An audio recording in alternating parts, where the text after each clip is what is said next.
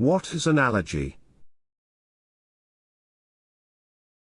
Broadly construed, the term analogy refers to a figure of speech that creates a comparison between two things to show their similarities, typically on the basis of their structure and for the purpose of explanation or clarification. But it must be noted that although most often the things being compared are quite similar, sometimes they are completely different from each other. Nonetheless, an analogy explains one thing in terms of another to highlight the ways in which two things are alike.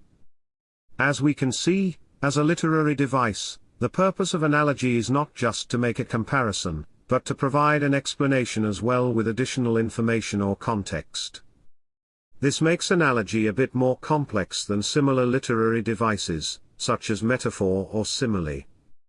Indeed, analogy is an effective device in terms of providing a new or deeper meaning about concepts through artistic use of language. Some of the common examples of analogy are: 1. Fingers are to snapping as hands are to clapping. 2. Sand is to beach as water is to ocean. 3. Eyes are to sight as fingers are to touch. 4. Words are to writing as notes are to music, and 5. Glove is to hand as sock is to foot. Now, in argumentation, the term analogy refers to a form of inductive argument where a conclusion is derived from a comparison of similarities between two or more cases. For instance, suppose we have two cases of A and B. Upon careful examination, we discover that case A has a set of properties, for example, P, Q, U, R, S, and T.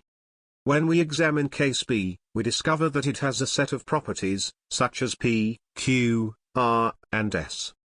For this reason, we can draw the conclusion that case B also has property T based on the set of properties shared, that is, the analogy, between the two cases.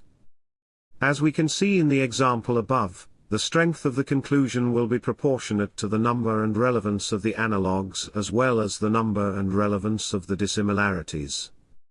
It must be noted that as a form of induction, analogical arguments can only give probable conclusions, not certain ones. Now, on the criteria for analogical arguments. As we can see, an analogical argument is analyzed by revealing the general framework of the argument. The argument lists the characteristics that two or more things have in common and concludes that the things being compared probably have some other characteristic in common. If an analogical argument is strong, then it raises the probability that the conclusion is true. There are four criteria used to analyze the first premise of an analogical argument, namely: 1. The strength of an analogical argument is related to the number of things referred to in the first premise. 2. The strength of an analogical argument is related to the variety of things referred to in the first premise.